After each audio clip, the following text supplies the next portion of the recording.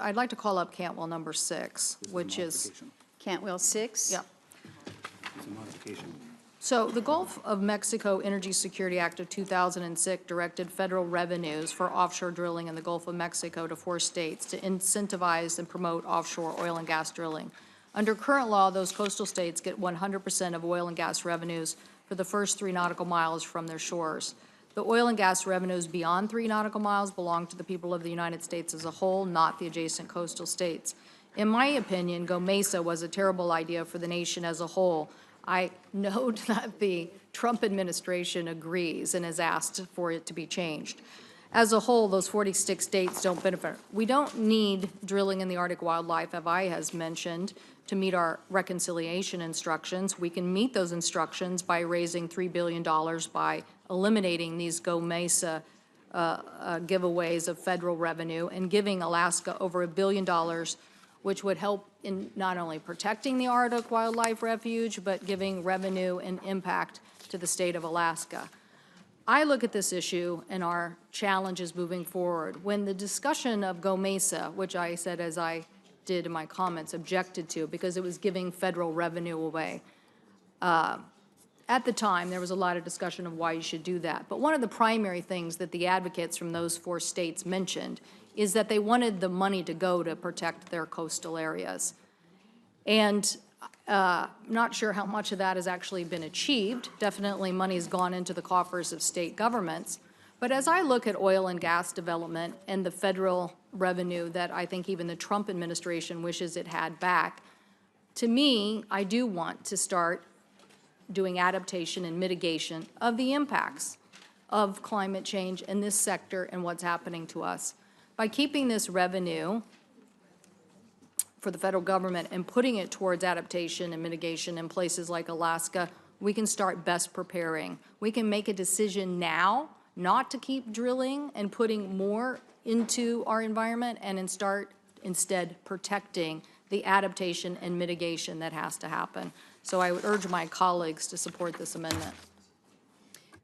Well, Senator Cantwell, I'm looking at the modified amendment for the first time here, and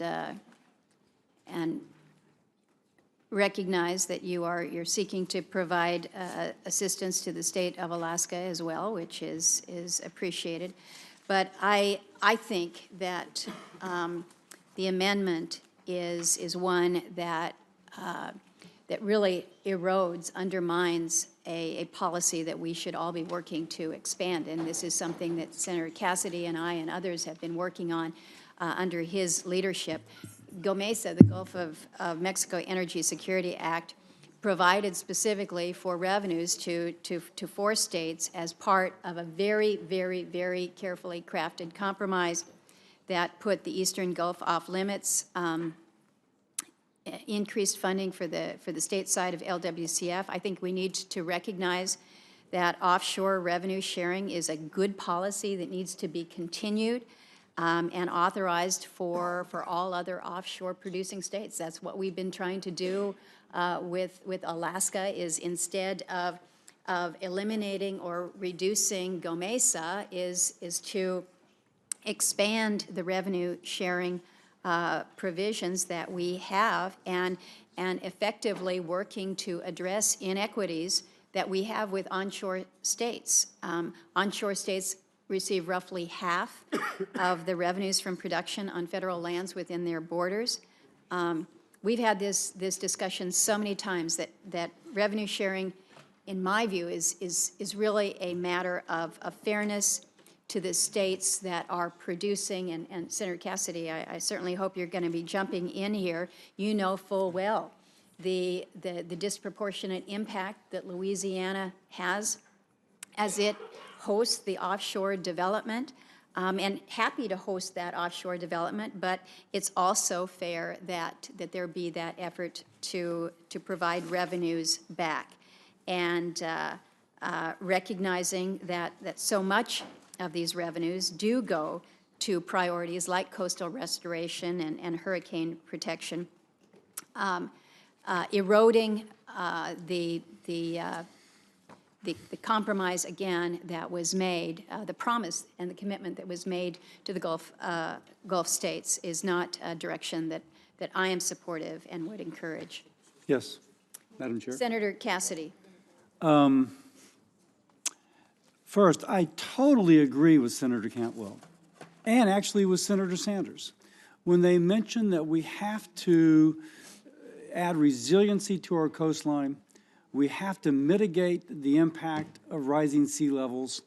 In fact, since we have been speaking, Louisiana has lost the equivalent of 2 football fields of coastline. Can you put up that poster of our coastal loss? That right there depicts coastal loss and flood risk to our communities. Now, what we could do, and by the way, developing off the coast of Louisiana, we don't get the 50% revenue share that other states get. For example, New Mexico, we don't. We get 35% up to, and it's capped at $500 million, split between 4 states. But if we have that, under our Constitution, we have to put it towards coastal restoration projects. Now, the money doesn't start till 2017, so Senator Cantwell's observation is that she hasn't seen these projects occur. That's true, because we've gotten, $2 or $3 million, which is helpful for planning, but certainly not for construction. But we are having a comprehensive plan to begin to restore that coastline, which, by the way, helps protect federal assets such as the Strategic Petroleum Reserve, and also mitigates the risk that a future hurricane would hit a state like, hit a city like New Orleans and cause billions of dollars of damage, which federal taxpayers step in to help. Lots of benefits there. So the question is, should the money come up to the state through the federal bureaucracy and then go back down to the state with the inevitable friction that takes off 10, 20, 30, or 40%, and it doesn't go down to rebuild those coastlines? By the way, that is the Strategic Petroleum Reserve assets, which you think of the map I just showed, that demonstrates why restoring this coastline protects federal assets. So the issue is whether we should, not give Louisiana and the other coastal states the same consideration, less of a consideration, but at least some consideration that the western states receive, and whether or not we shouldn't have the money kind of directly going to protect those federal assets, or whether it should come through the federal government with all the friction that then takes off. I think that it's in the federal taxpayers' interest to do something for that coastline, because we're either going to pay now or pay later, to quote an old commercial. In fact, I will have an amendment which says that we should allow 1 day's worth of reserves from the Strategic Petroleum Reserve to backfill this. The reason why federal policy has actually decreased the revenue available for GOMESA by about $300 million over 2 years. And the absence of that means that restoration will not occur. They will cancel projects, and all of those federal assets will stay at risk that much longer. So I agree with your concern that we need to mitigate coastline. I just think the effect of what you're suggesting, Senator Cantwell, would work against that to the area which is most vulnerable in our nation. So, of course, I oppose it. Madam Chair, if I may very briefly, in response to Senator Cassidy, mitigation is one issue, and we can talk about it, but the essence of today's debate is not mitigation. It is whether the United States tells the world and our own people that we're going to go forward and increase our dependency on fossil fuel, or get to the root of the problem, and that is that climate change is devastating to Louisiana, to Vermont, and to every other state in this country.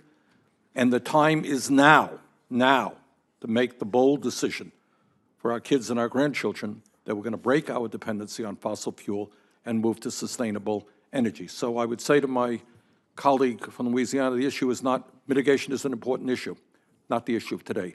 The issue is a fundamental decision which way forward this country goes in terms of energy, and drilling for more oil is not, in my view, the way it should go forward. Senator Sanders, just to speak to that, thank you, Madam Chair.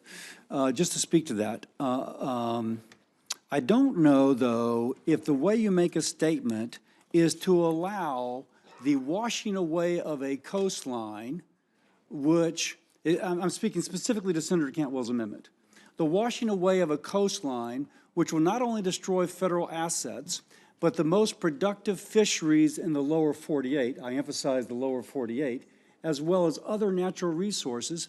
By the way, I'll also point out in the amendment that we have, the amendment we have has been endorsed by the Environmental Defense Fund, I got a whole list here, the Coalition to Restore Coastal Louisiana, the National Wildlife Federation.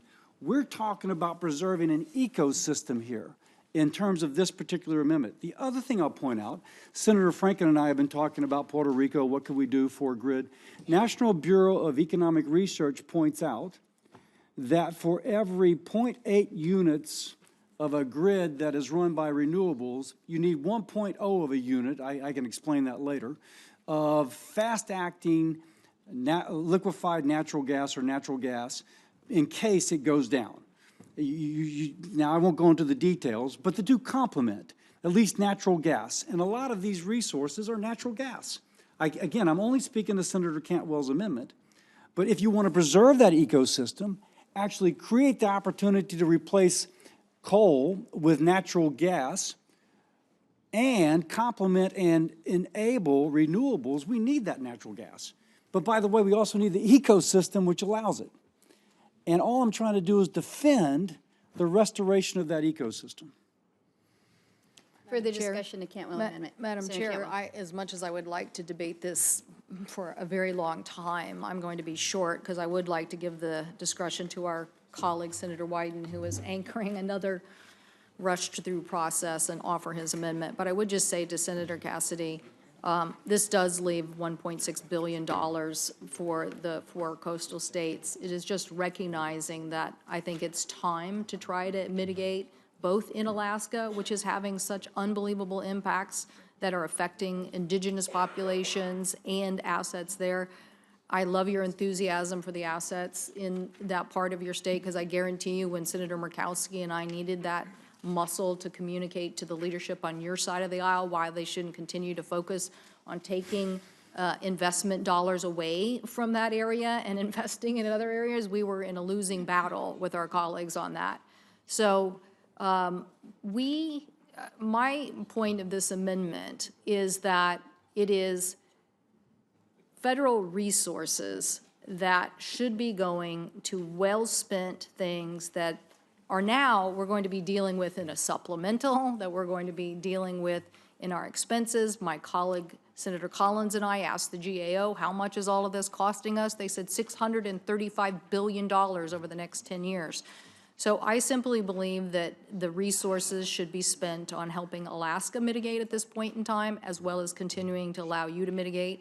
And I will work with you in whatever ways that we can achieve our objectives of this dynamic change that is happening on both how investments are being made in oil and gas and in the federal government's huge, huge cost that we are seeing on these issues. So with that, Madam Chair, I'd like to just call up, if I could, Wyden number 49 and offer it for my colleague because he can't be here at this moment. I think this would be the last amendment, and then we could go to votes. But Senator Wyden would like to be here, but he's in finance. We're told that the chairman's bill generates $1 billion for Treasury over 10 years. I think Senator Stabenow was also a co-sponsor of this. The chairman's bill would generate $1 billion for the Treasury over 10 years, including $725 million by 2022. Senator Wyden's amendment simply says if the federal government does not receive $725 million from the lease sale in the Arctic Wildlife Refuge before October 1st, 2022, the authority to drill in the Arctic Wildlife Refuge is rescinded. Based on historical leasing on the North Slope, if 400,000-acre lease sale occurred, it would bring in $76 million by 2022 at the most.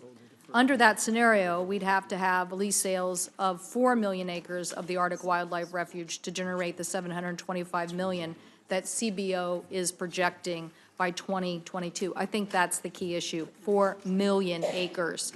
So the number does not take into account that companies rarely bid on every acre offered in a lease sale. Between 2010 2010 and 2015, industry only bid 1.5 to 5.5 of the acres offered in the National Petroleum Reserve in Alaska. So assuming the coastal plain is leased in a similar rate, the current budget assumptions become more improbable. I think this is a common sense amendment. It would appeal to members who are interested in ensuring that the budget is there to make budget decisions in the future. And on behalf of my colleague, I ask that we put this as our roll call, or one of our roll call votes. Well, thank you, Senator Cantwell. I will oppose Wyden number 49. I think that you effectively are in a situation where a termination like this would amount to a federal taking, because the leases would have already been awarded, but then you've got the government stepping in and canceling everything if the receipts don't reach a certain amount. So I worry that it runs afoul of the U.S. Constitution, because it would be a taking without compensation. The $725 million threshold, I'm assuming, comes from the CBO estimate, which we recognize is an estimate. I think we go back and forth in terms of whether we like or don't like CBO and how CBO operates, but it is designed to be that nonpartisan entity that's supposed to take the politics out of budgeting process, but trying to substitute our judgment for theirs or use their work to justify arbitrary conditions, I don't think is the right way to go. I do think that if you kind of game this out and say, okay, well, let's just say that the first lease sale could end up raising $724 million. The second could wind up being $5 billion. That's not going to match the CBO estimate, but what you would have done then is effectively terminate that program at the beginning. So I don't think that it would withstand the test in terms of meeting the constitutional confines. I think it would set a dangerous precedent, and so I would urge members to oppose. Could I just ask counsel, is that your read of this as it relates to any kind of mandate? No, that's not my read, Senator. Certainly, if the Bureau of Land Management issued leases that committed to the lessees that they would be able to develop the oil on those leases and then kept the money and didn't return it if the amendment took effect, then that might constitute a taking. But to simply say that the Secretary, or rather the Bureau of Land Management, in implementing this program should issue leases that are conditioned upon the full amount being paid in and then returning the money if it's not, that would not be a taking because the companies would get their money back. Thank you. Wow, I can't think of a greater way to add uncertainty into an already uncertain process when it comes to being able to access resources. So again, I would urge colleagues to reject the Wyden amendment. Madam Chair, I think we should just vote on the amendments that we have left. Vote on the amendments that we've called up so far. I think that'd probably be the best way to proceed here. Well, I did ask colleagues to try to be here between 11:30 and 12 so that we can take this up, so we're certainly within that time. I would ask if it's the intention of any members to call up other amendments. My hope would be that we would be able to take up this block of amendments and then move to final passage before we have our round of votes commencing at noon here. Madam Chair, I'm sorry, go ahead. Just want to clarify or add to the record, Senator Wyden has indicated that he's supportive of Cortez Amendment number 22 and would like to be added as a co-sponsor. Great, thank you. He will be added as a co-sponsor. Senator King? Will there be opportunity for discussion when we get to final passage? Yes, I think there will be. It shouldn't take us long to move through these votes. But again, I will just remind colleagues that we're cognizant of the clock because we've got votes coming up. But I don't want to cut anybody off with talking. I suggest we move to Cantwell number 3 and call it up for a vote.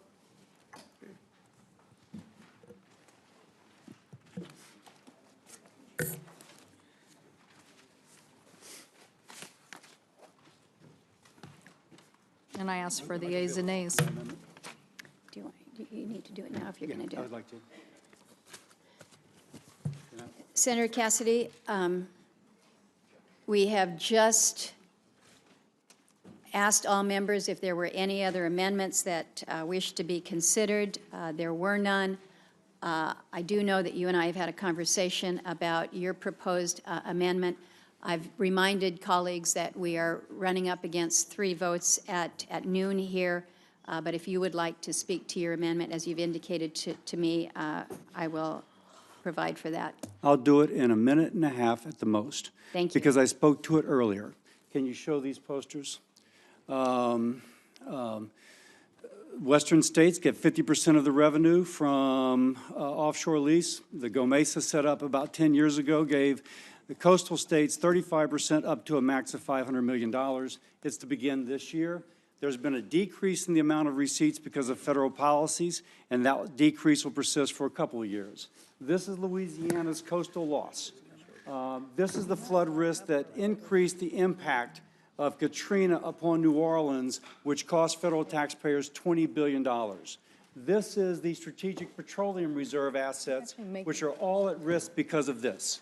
We're trying, by our state's constitution, any revenue we get from GOMESA has to be used to restore this coastline, which in turn protects these assets as well as the communities that live there.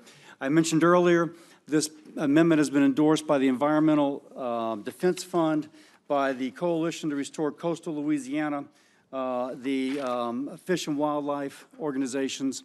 I would ask that, and what it does is it takes 1 day of Strategic Petroleum Reserve assets and sells it and use the money to backfill over the next 2 years the revenue lost because of coastal federal policies to allow restoration of our coastline. Welcome any questions. I just Thank want to Senator, make accept an additional co-sponsor? Oh, I would love it. A roll call vote has been requested. The clerk will call the roll on Cassidy Strange, number 16. Ms. Murkowski. Aye. Mr. Barrasso. Aye. Mr. Risch. Mr. Lee. Mr. Flake. Mr. Daines. Mr. Gardner. Mr. Alexander.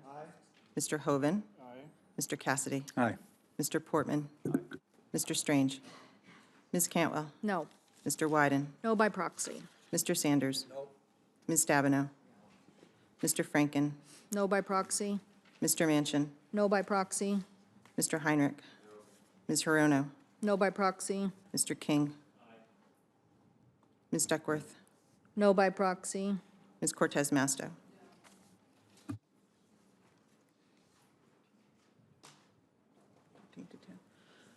By this vote, the yeas are 13, the noes are 10. The amendment is agreed to. The amendment is agreed to.